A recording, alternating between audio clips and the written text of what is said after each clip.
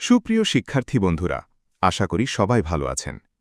জাতীয় বিশ্ববিদ্যালয়ের 2025-26 শিক্ষাবর্ষের স্নাতক প্রথম বর্ষের ভর্তি পরীক্ষায় আপনারা যারা উত্তীর্ণ হয়েছেন এবং প্রথম মেধা তালিকায় স্থান পেয়েছেন, আপনাদের জন্য অত্যন্ত গুরুত্বপূর্ণ কিছু তথ্য নিয়ে আজকের এই ভিডিও।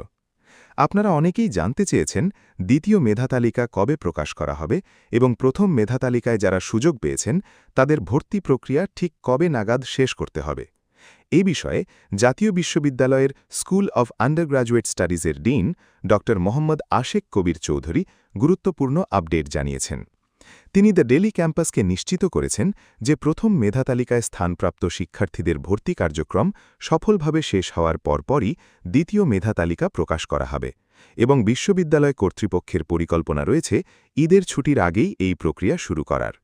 গত রবিবারের ফলাফলে পাশের হার ছিল 88.36%, যা থেকে প্রথম মেধা তালিকার শিক্ষার্থীরা এখন ভর্তির সুযোগ পাচ্ছেন।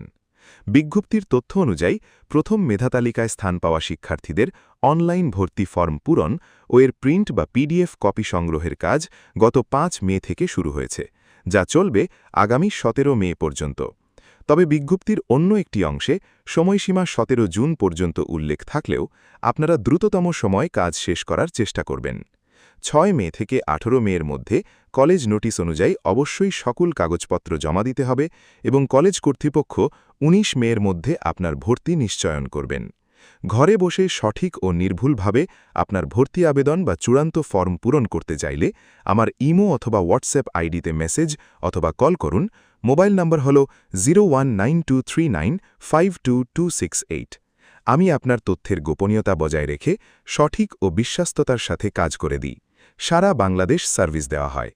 শিক্ষা সংক্রান্ত এমন সব গুরুত্বপূর্ণ আপডেট সবার আগে পেতে আমাদের ফেসবুক পেজ ও ইনস্টাগ্রাম অ্যাকাউন্টটি ফলো দিয়ে রাখুন এবং আমাদের ইউটিউব চ্যানেলটি সাবস্ক্রাইব করে বেল আইকনটি বাজিয়ে দিন।